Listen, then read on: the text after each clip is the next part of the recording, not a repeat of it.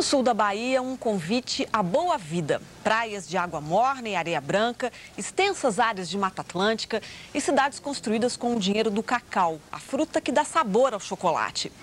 E é na costa do cacau que vamos passear hoje. A viagem começa em Ilhéus, a terra de Jorge Amado, como mostra a repórter Marta Almeida. Em Ilhéus, casarões antigos transportam os visitantes à época de ouro do cacau no Brasil. A casa de Jorge Amado hoje é um museu.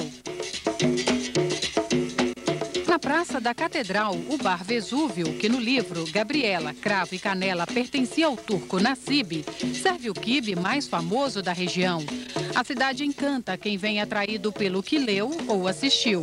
Aquilo que era transportado nas novelas, que a gente via nas novelas e lia nos livros, um pouco está aqui, eu acho. Ilhéus é um dos 5 municípios da Costa do Cacau, que começa em Itacaré e vai até Canavieiras, no sul da Bahia. São aproximadamente 250 quilômetros de litoral. Canavieiras já foi o centro do comércio do cacau. Nesta fazenda, às margens do Rio Pardo, surgiram as primeiras plantações. Foi o francês Louis-Frédéric Warneau quem apresentou o cacau ao sul da Bahia.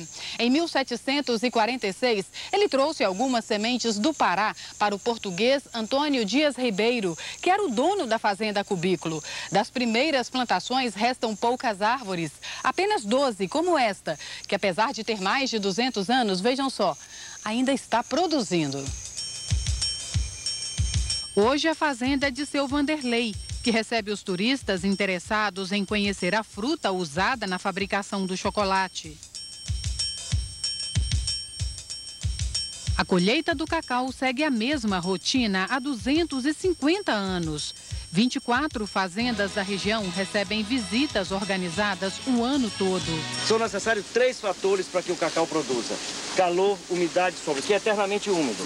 No meio da plantação, os turistas tentam descobrir na fruta madura o sabor do chocolate. Um gostinho assim até um pouco azedo, dá para até dizer isso, né? Nada perto do doce que a gente está acostumado.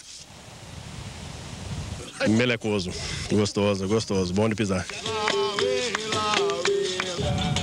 60 quilômetros ao norte de Ilhéus está Itacaré, que em tupi-guarani significa pedra que canta.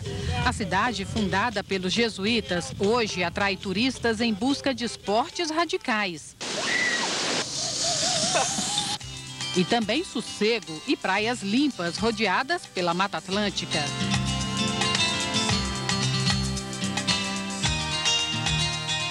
Muita natureza, as praias, também o clima, e também as pessoas são muito relaxadas, não